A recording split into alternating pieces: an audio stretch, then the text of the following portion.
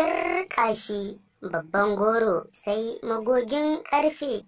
Tauraruwar fina-finan Hausa Nafisa Abdullahi ta ɗora bidiyon wata rawa da ta yi a shafinta na Instagram, inda ta bayyana cewa ta daɗe ba ta yi rawa ba.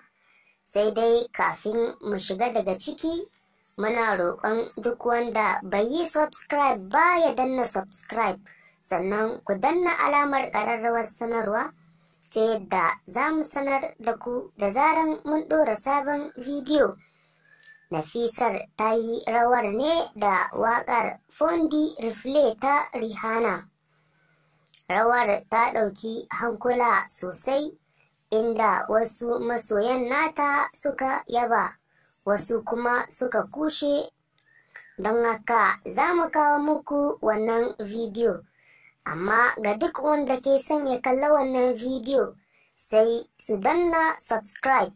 Nafisa Abdullahi ta faɗa a cikin harshen Turanci, inda take cewa, "It has been a while since I danced. I need my move back." The full video is on TikTok. Sai dai mutane sun yi ƙorafi sosai, ga ra'ayoyi kaɗan. Wasu da suka kalli rawar tata, inda wata mai suna Popa take cewa, "Wallahi idan iskanci ya yi wa mutum yawa, sai ya rasa abin da zai yi, ke ba yarinya ƙarama ba, wallahi abin ma ba kyan gani."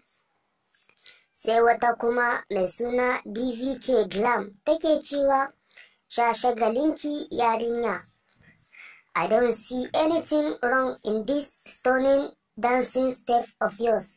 Those people criticizing you do worse thing behind closed doors. So go girl." Inda wata kuma mai suna Latest Wedding take cewa, "Bake burge ni ba, ku daina irin waɗannan abin don bai dace ba, yana kawo zage-zage a cikin masana'antar Kannywood." Wannan dai shine, muna roƙonku ga duk wanda ya samu wannan bidiyo ya taya mu turawa zuwa ga sauran group. Daga ƙarshe kuma ku danna subscribe. Naku a ko da yaushe Hausa Online.